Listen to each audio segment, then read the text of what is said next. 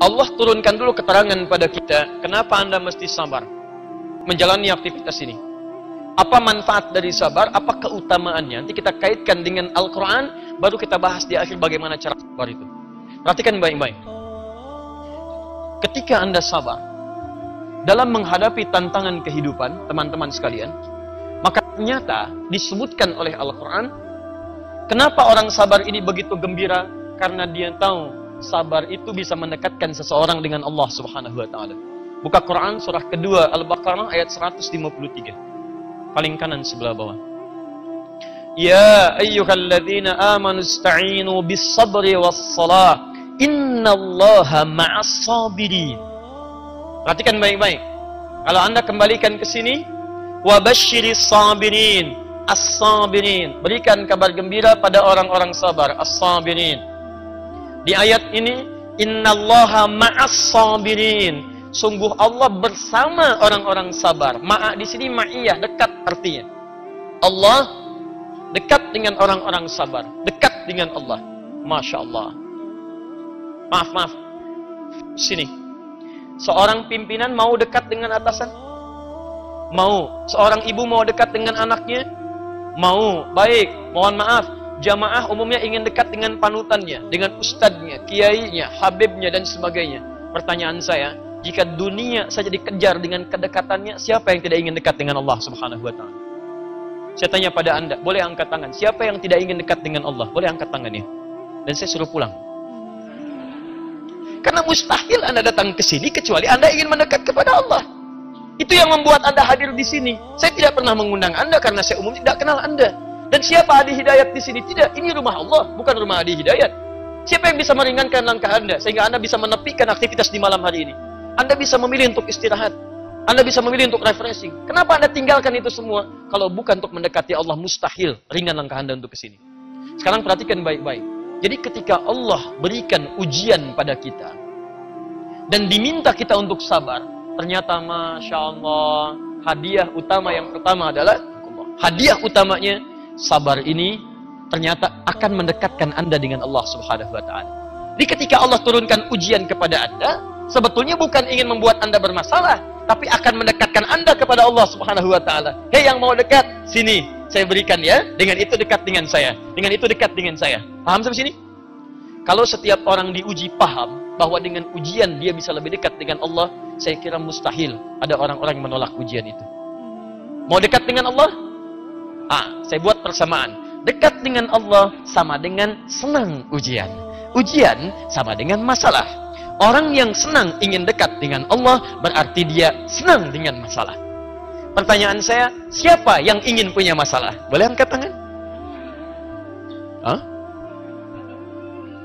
Ulang, siapa yang ingin dekat dengan Allah? Boleh angkat tangan? Masya Allah. Turun, siapa yang ingin punya masalah? Anda ini nggak konsisten. Kalau Anda ingin dekat dengan Allah, artinya Anda harus senang dengan masalah. Karena jalan menuju Allah itu dengan masalah. Kalau nggak ada masalah, bagaimana ada pahalanya? Kalau tidak ada masalah, bagaimana membangun kedekatannya? Siapa yang ingin masuk SMP, dia harus dengan melewati ujian. Siapa yang mau masuk kampus, dia harus tes dulu. Mustahil masuk kampus kalau nggak ada tes untuk mengawalinya. Jadi artinya orang yang ingin masuk ke kampus, dia sudah siap dengan ujian dan tesnya. Paham? Ingin punya masalah atau tidak? Ayo, renungkan sampai malam nanti ya. Sekarang, perhatikan sini. Saya belum sampai pada ahli Quran. Nanti ada yang paling dahsyat yang ingin saya sampaikan. Sekarang, persamaan berikutnya. Lihat. Hidup sama dengan aktivitas. Aktivitas sama dengan ujian. Ujian sama dengan sabar. Sabar sama dengan dekat dengan Allah Subhanahu wa ta'ala. Orang yang hidup, yang ingin dekat dengan Allah, dia pasti akan menerima ujian. Dan dia senang dengan ujian. Fokus. Kalau dekat dengan pimpinan, akses mudah tidak? Mudah ya? Fasilitas lengkap tidak? Lengkap, Masya Allah. Perhatikan baik-baik. Kalau orang dekat dengan Allah, apa yang tidak mudah bagi Allah? Makanya ketika ada orang dekat dengan Allah, surganya pun spesial. Saking dekatnya, semua malaikat diminta menyambut orang-orang ini di semua pintu surga. Semuanya. Dan hebatnya, orang yang lulus ini nanti ada yang bisa membawa bapaknya, membawa pasangannya, membawa keluarganya, anak cucunya, dirangkul untuk masuk ke dalam surga. Dan ketika masuk ke dalam surga, Allah perintahkan malaikat untuk menyambut mereka semua di setiap pintu surga. Saking dekatnya dengan Allah, semua malaikat diperintahkan. Perhatikan baik-baik. Quran surah 13 ayat ke-24-nya. Kalau mau dibuka dari ayat 23 silahkan. Jannatu adnin yadkhulunaha. Ada orang-orang yang akan masuk ke dalam surga Aden. Wa man salaha min abaihim, dan dia menarik bapak-bapaknya yang saleh. Maksudnya bapak-bapaknya dia, ya, yang barangkali mohon maaf amalnya biasa-biasa tapi sering meninggalkan maksiat, tarik sama anaknya. Fokus. Wa azwajihim, pasangan-pasangannya. Nanti kita lihat amalannya apa orang ini. Jadi kalau suami narik istrinya, istri narik suaminya sepanjang tidak melakukan dosa besar. Wa dzurriyyatihim, dan anak keturunannya. Jadi ada aulad, ada dzurriyyah, itu beda. Kalau aulad itu anak langsung. Quran surah kedua Al-Baqarah ayat 233 paling kanan sebelah bawah. Seorang ibu menyusui anaknya, bahasanya aulad. Wal walidatu yurdi'na auladahunna. Ibu memberikan ASI pada anak yang baru dilahirkannya. Berikan ASI-nya. Itu aulad namanya. Tapi kalau dzurriyyah, anak Anda punya anak lagi, punya anak lagi, punya anak lagi. Sampai kehidupan berakhir, keturunan Anda ada. Dia muslim, dia beriman pada Allah, meninggalkan dosa besar. Itu bisa dirangkul. Maksud saya, ada keluarga besar, semuanya masuk ke dalam surga. Pada saat itu Allah perintahkan malaikat sambut mereka di setiap pintu surga. Perhatikan bahas saya belum sampaikan pada Anda apa amalan keluarga besar ini. Tapi yang mau saya sampaikan, kalimat sambutan malaikat dibuka dengan kalimat, lihat ayat 24-nya. Salamun alaikum bima sabartum.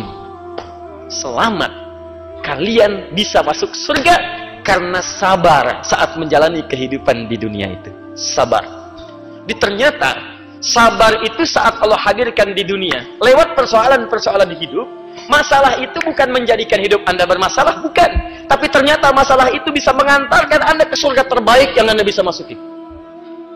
Siapa di antara antum yang tidak mau disambut oleh para malaikat? Siapa yang tidak ingin dekat dengan Allah? Dan ahli sabar masuk surganya spesial. Disambut semua malaikat, dikatakan salamun alaikum bima sabartum. Wal malaikatu yadkhuluna alaihim min kulli babin. Malaikat masuk kepada mereka, menyambut di setiap pintu surga. Salamun alaikum bima sabartum fa ni'ma uqbad dar. Selamat ya, bisa masuk ke sini, tempat yang paling enak dan abadi. Kalian telah sabar saat di dunia. Jadi, perhatikan. Fokus ke sini. Apa hubungan dengan para penghafal Al-Qur'an? Jika urusan dunia saja yang bisa membuat Anda lancar dalam urusan kehidupan dunia, bisa mendekatkan Anda dengan Allah, disambut di surga, maka bagaimana dengan orang-orang yang menghafal Al-Quran? Bukankah Al-Quran firman Allah? Otomatis Anda menghafal firman-Nya, artinya Anda mencoba mendekat jauh kepada Allah dibandingkan yang lainnya. Ada orang ingin dekat dengan Allah, tapi lewat dunia, cari pekerjaan yang halal, lewat rumah tangga, lewat belajar. Yang ini mendekat kepada Allah lewat kalamnya langsung, dia hafalkan kalam Allah subhanahu wa ta'ala. Jadi kalau aktivitas biasa saja butuh sabar, apalagi menghafal Quran. Paham maksudnya? Jadi kalau kita datang ke sini aja sabar, bekerja aja sabar, sekarang pencuri aja sabar, Pak. Pencuri bisa sabar. Saya sering ilustrasikan, ada 3 orang nih. Satu bosnya, yang kedua anak buahnya, yang ketiga anak baru nyuri. Sedang praktek. Tiba-tiba yang baru sedang diuji, nyuri motor. Begitu mau nyuri agak kesulitan. Bos, susah. Kata bosnya, sabar, terusin, sabar. Orang nonton bola bisa sabar. Nunggu sampai malam. Wah, MU nih, MU lawan Sevilla. Masya Allah. Padahal 0-0. Coba cek, saya nggak nonton, nggak ada kerjaan. Walaupun saya tahu hasilnya. Madrid menang 3-1 lawan PSG kemarin. Kira-kira Neymar yang mau masukin, ternyata bukan. Masya Allah, pertama PSG 1-0, dibalas kemudian oleh Ronaldo. Penalti sih, bolanya agak ngangkat dikit, agak aneh juga tuh. Belum lihat udah ngangkat dia. Saya tahu tapi saya nggak nonton, nggak ada kerjaan beneran. Kedua pakai dengkul ya, ketiga kemudian Marcelo ya operan kemudian dari kiri, set diterima langsung tembak. Apa saya? Tapi saya tidak nonton, nggak ada kerjaan. Nggak ada kerjaan, ngabisin waktu di situ. Kenapa? Anda bisa sabar nonton bola, kenapa Anda nggak bisa sabar dengan tahajud?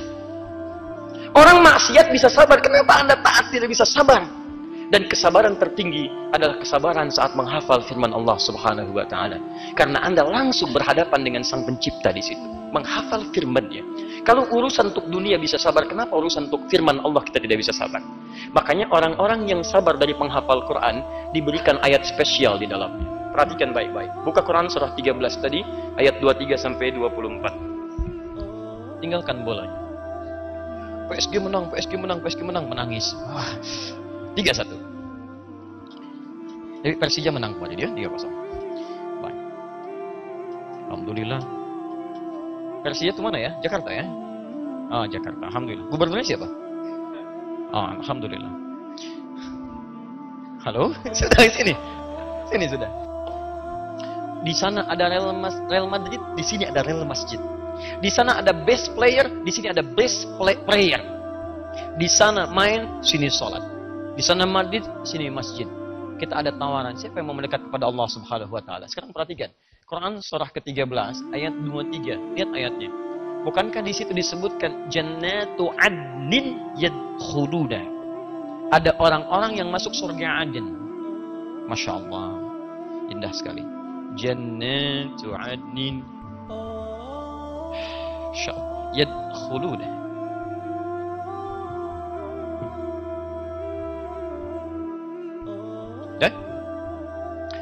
Sekarang buka Quran surah ke-35 Fatir ayat 32 sampai 33. Anda lihat ayat 33-nya yang saya bulat ini sebelah kiri paling atas.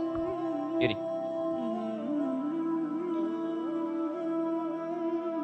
Ada? Sudah? Coba lihat ayat 33-nya langsung dulu, langsung. Di ayat 2 Quran surah 13 ayat 23 disebut jannatu adnin yadkhulunaha. Di Quran surah 35 Fatir ayat 33 kalimat yang sama jannatu adnin yadkhulunaha. Ada? Perhatikan, kalimatnya sama persis, sama persis. Jadi kalau kita ingin turunkan kalimatnya di Quran surah 13 ayat 23 Allah menyampaikan ada keluarga besar yang masuk ke dalam surga disambut oleh para malaikat. Surganya surga Aden dan indah sekali. Siapa di antara keluarga besar itu? Ditafsirkan di Quran surah 35 ayat 33. Jannatu adnin yadkhulunaha yuhallawna fiha min asawir. Ada orang-orang yang masuk surga Aden sekeluarga besar, tapi bukan kalangan biasa. Bukan kalangan biasa. Karena keluarga besar ini akan dipimpin oleh orang-orang yang dihiasi dengan perhiasan yang luar biasa. Yuhallawna fiha min asawir. Masya Allah. Maaf teman-teman. Dia menggunakan gelang-gelang yang sangat indah. Bahkan kemudian terpancar seperti mutiara. Walibasuhum fiha harir, pakaiannya sutra begitu gemilang. Ditafsirkanlah kemudian di At-Tirmidzi nomor hadis 2915. Siapa orang ini? Ternyata ahli Al-Quran yang saat di dunia dia sabar menghafal Al-Quran. Di begitu sabar. Allahu Akbar. Di akhirat nanti orang ini bisa membawa keluarganya untuk masuk ke dalam surga. Perhatikan cara masuknya. Begitu dia mau masuk surga, kemudian difirmankan kepadanya. Qurannya bicara, Allahumma halli. Ya Allah, mohon hiasi. Dari ayat tadi, yuhallawna fiya, kata Qurannya Allahumma halli. Ya Allah, hiasi penghafal Quran, bedakan dengan yang bukan penghafal. Fayulbasu ilaihi tajul karamah. Maka dipakaikan di kepalanya mahkota kehormatan. Saat dipakaikan itu dipanggil kedua orang tuanya. Kembali ke Quran surah 13 ayat 23. Wa man salaha min abaihim. Bapak ibunya yang soleh dipanggil. Yang tidak bermaksiat, yang tidak melakukan dosa besar. Sepanjang dia ada iman dalam dirinya. Perhatikan, fadilah menghafal Quran dengan izin Allah, Quran memberikan syafaat pada dirinya. Dipanggil orang tuanya, diperintahkan untuk diberikan mahkota berbeda, anaknya penghafal Quran diminta memakaikan mahkota itu di kepala kedua orang tuanya. Kata Nabi, cahayanya lebih terang dibandingkan dengan cahaya mentari yang masuk ke dalam rumah kita. Perhatikan, ada anak penghafal Quran dan hafalnya luar biasa. Begitu di akhirat sebelum masuk surga dipanggil, berikan mahkota di kepalanya, panggil orang tuanya. Setelah itu, hei, pakaikan mahkota ini di kepala kedua orang tuamu. Orang tua mana yang tak bangga pada saat itu diumumkan di semua makhluk alam semesta? Pertanyaan saya, apa yang sudah Anda siapkan untuk pertemuan di hari nanti? Makanya wajar, saya itu seringkali merenung.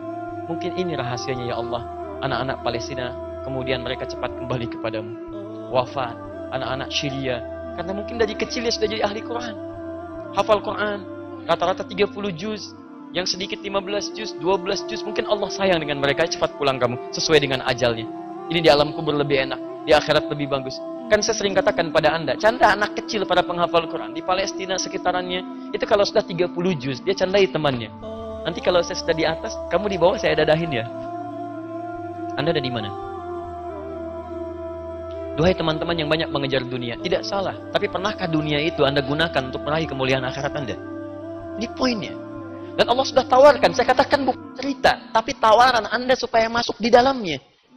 Dan ketika diberikan mahkota itu, kata Qurannya, Allahumma zid, ya Allah tambahkan pada penghafal, bedakan dengan yang bukan penghafal, bedakan dengan fasilitator. Fayul basu ilai libasal karamah, maka dipakaikan di badannya, tubuhnya pakaian kehormatan. Bahasa Qurannya, walibasuhum fiha harir. Dia menggunakan baju sutra yang sangat indah. Jubahnya jubah kehormatan, pakaiannya pakaian kehormatan. Lalu difirmankan oleh Allah, waqar. Ayo baca, ayo naik ke surga yang paling tinggi. Fa inna akhiru qiraatika akhiru manzinatika. Akhir bacaan Qur'anmu yang biasa engkau bacakan di dunia, itulah tempat tinggalmu. Jadi begitu dia baca, naik, semakin naik beda levelnya. Semakin naik bertambah keindahannya. Dia ada level naik. Dan bacaannya pun tartil, karena ketika dilihat indah, nggak mau lepas dari situ. Cuman ketika dia baca dari awal ya, nggak bisa dibalik. Ya Allah, dari Anas bisa nggak? Nggak bisa. Dari awal, dia begitu naik, akhir bacaan begitu berakhir, disitulah tempat tinggal yang tertinggi. Dan hebatnya, dia gandeng bapak ibunya. Kalau dia suami gandeng istrinya, kalau dia istri gandeng suaminya, dan dia gandeng keturunan-keturunannya. Sekarang pertanyaannya, ada tawar dari Allah untuk memasukkan Anda satu keluarga besar ke situ. Hadiahnya besar. Kalau hadiahnya cuma power bank, barangkali nggak terlalu sabar Anda. Tapi ini surga, chestnya mesti kuat. Karena itu jangan salah ketika Allah tawarkan kita untuk menghafal, Anda mesti sabar di dalamnya. Karena ujian penghafal Quran lebih banyak dibanding yang lain. Ada ujian kita pesimis, ada tiba-tiba malas, ada tiba-tiba nggak ada waktu. Ingat baik-baik, ketika Anda menghadapi tantangan seperti itu, bayangkan ayat-ayat surganya. Begitu menghafal Al-Baqarah 282 panjang. Baru dilihat udah panjang. Ya Allah. Bismillah. Ibu saya ya Allah. Saya ingin menghafal untuk ibu saya. Untuk saya ya Allah. Saya ingin surga ya Allah. Berikan kemudahan. Bismillah. Sabar. Bismillah. Sabar. Sabar. Kuatkan jiwa. Panjang ya Allah. Tapi Anda lebih kuat. Paham ya? Jadi ketika Anda merasakan hal-hal demikian, kembalikan pada suasana tadi. Sabar, sabar, sabar.